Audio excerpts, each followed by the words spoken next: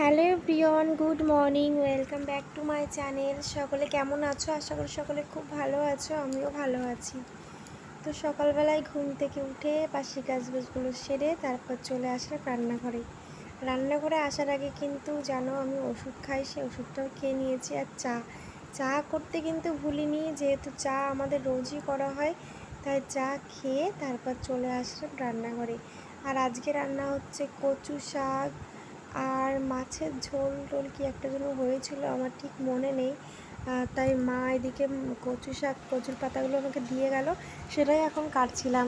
তারপরে এদিকে দেখো বাড়িতে কতগুলো পাখি এসেছে, শালিক পাখি। আর আমার পুগলু ওগুলোকে দেখছিল, আর ওদের কিছু মুড়িও খেতে দিয়েছি, আর মুড়ি খাচ্ছিলো। দেখো এখন এখানে 5টা পাখি এসছে, আর পুগলু সেগুলো বসে বসে দেখছিল। ও খুব ভালো লাগে জানো ওর পাখি দেখতে। ওকে যদি বলি শোনো পাখি এসেছে তাড়াতাড়ি চলে আয়, ও না দৌড়ে চলে আসবে। দৌড়াতে তো ঠিক পারে না, আর কি তাড়াতাড়ি করে হেঁটে চলে আসে। আর এদিকে দেখো কুকুরগুলো এত বাজে যে কুকুরগুলো এসে পাখিগুলোকে খেতেই দিল না। ওইদিকে তাড়া করছে আর পাখিগুলো দৌড়ে ওইদিক চলে যাচ্ছে। আর এদিকে দেখো কুকুর কাকাইয়ের কোলে বসে বসে পাখি দেখছে। বললাম না পাখি দেখতেও খুব ভালোবাসে, তার জন্য। তো চলো এইদিকে তারপর আমি মশারিটা তুলে নিচ্ছি। আর ছেলে তো দেখালাম তোমাদের যে ওর কাকাইয়ের কোলে আছে, তাই ভাবলাম তাড়াতাড়ি করে মশারিটা তুলে নিই।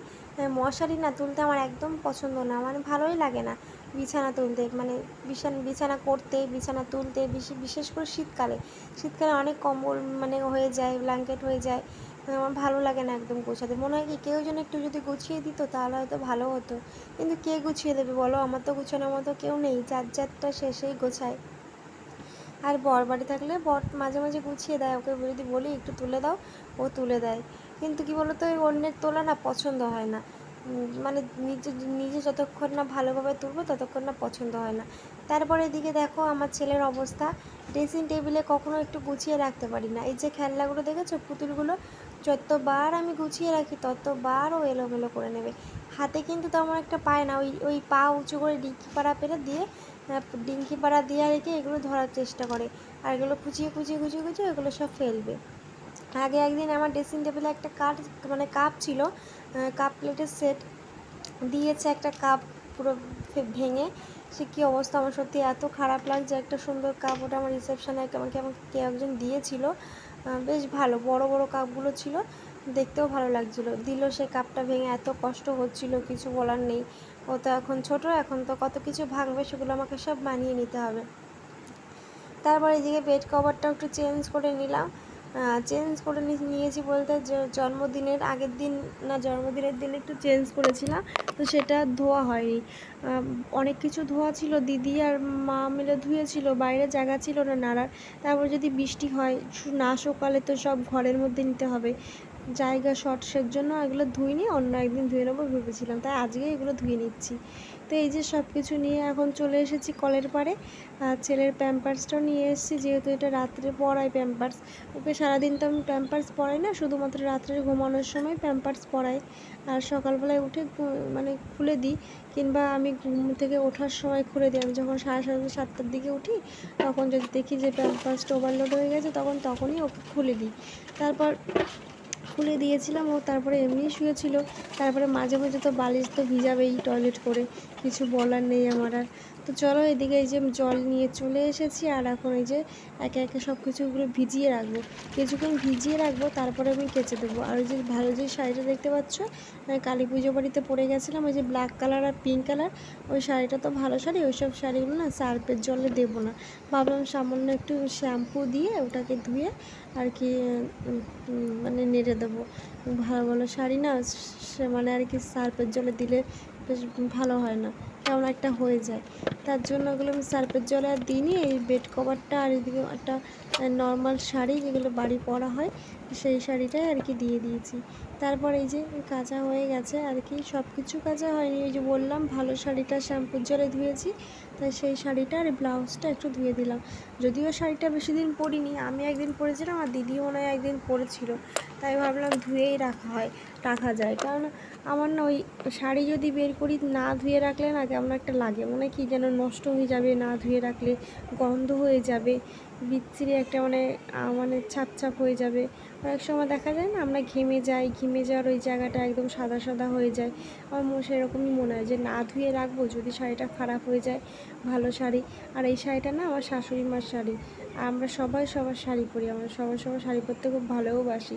তার জন্য মা আমাদের শাড়ি পরে, আমরা মায়ের শাড়ি পরি, এরকম। তবে ব্লাউজটা তো হয় না, আমি তো যেহেতু রোগা আর মা মোটা, দিদি মোটা, তার জন্য ওনাদের ব্লাউজগুলো আর আমার হয় না, শুধু শাড়িগুলোই পরতে পারি। তো চলো এদিকে এই যে শাড়ি টাড়িগুলো নেড়ে দিয়েছে, আর বাদ বাকি যেগুলো ভিজিয়েছিলাম ওগুলো কেচে এখন আসলাম নেড়ে দিতে। আর এদিকে দেখো পুগুলোর এই যে কাঁথাটাও ধুয়ে দিয়েছিলাম। ওই বললাম না প্যাম্পার্স খুলে দিয়েছিলাম, কিন্তু আজকে তো প্যাম্পার্স খুলিনি, প্যাম্পার্সটা ওভারলোড হয়নি, তাই ভাবলাম যখন ও ঘুম থেকে উঠবে তখনই খুলে দেবো।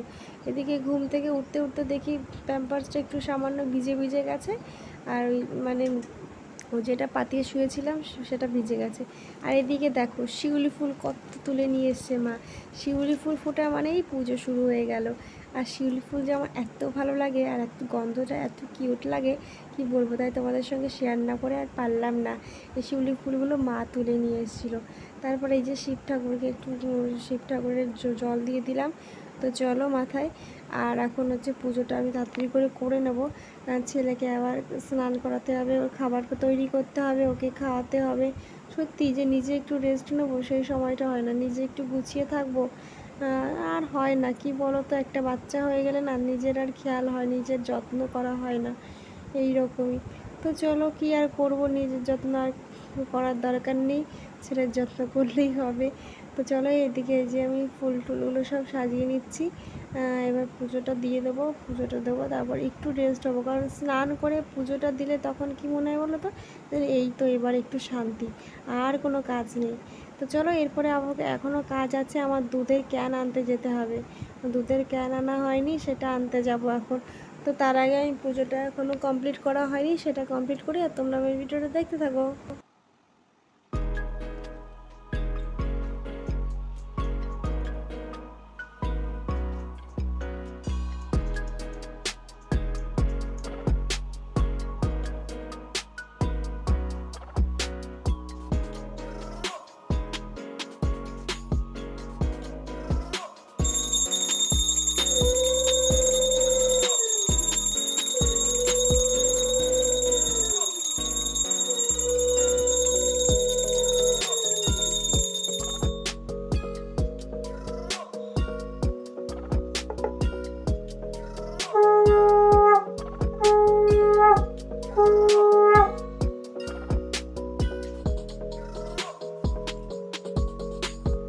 তো পুজো দেওয়া কমপ্লিট হয়ে গেছে, তারপর পুগলুকে স্নান করিয়ে খাইয়ে ওকে ঘুম পাড়িয়ে দিয়েছি।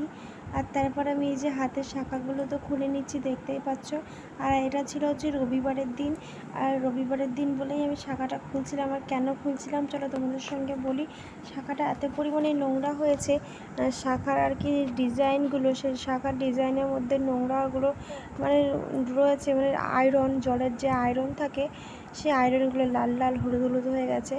তাই ভাবলাম শাখাটা খুলে তারপর পরিষ্কার করব, কারণ শাখা পরে তেমন একটা পরিষ্কার করতে পারি না, হয়তো এক হাতেরটা পরিষ্কার হয় আরেক হাতেরটা পরিষ্কার হয় না, এমনই হয়। তার জন্য ভাবলাম যে শাখাটা খুলেই পরিষ্কার করি। আর ঘরে একটা এই যে প্লাস্টিকের একটা চুড়ি ছিল, তাই এটাই আপাতত পরলাম। আর আমার শাখা আছে আরও, আর দুটো সেট ভেঙে গেছে, একটা একটা করে আছে, সেগুলো তো আর পরা যায় না। আর একটা ভালো শাখা আছে, স্বাদের শাখা, সেটা হচ্ছে আমার শাশুড়ির শাখা ভেঙে গেছিলো, তাই বললাম মা তুমি এটা পরো। আমার ওই শাখাগুলো না বড় বড় ছিল, তার জন্য মায়ের হাতে হয়ে গেছে। ছোটো হলে আর মায়ের হাতে হতো না, কারণ আমার চুড়ি ফুড়িগুলো মায়ের হাতে হয় না। তা ওই শাখাটা বেশ বড় ছিল বলে মাকে দিতে পেরেছি, তো মা হাতে ওটা আছে।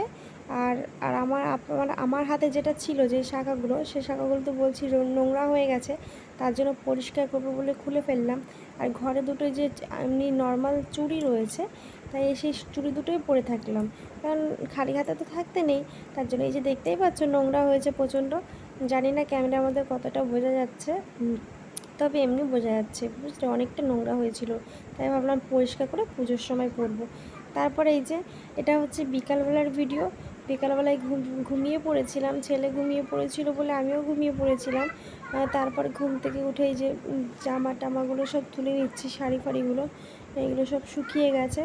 আর ওখানে দিদির শাড়ি, আমার শাড়ি, সবার শাড়ি ফাড়িগুলো তুলে নিচ্ছি। একটু পরেই আবার সন্ধ্যা হয়ে যাবে, তার জন্য।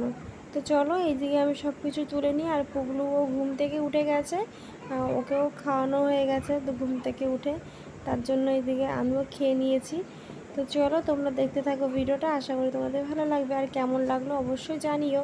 তো চলো আজকে ব্লগটা এখানে শেষ করছি, দেখা হচ্ছে নেক্সট ব্লগ।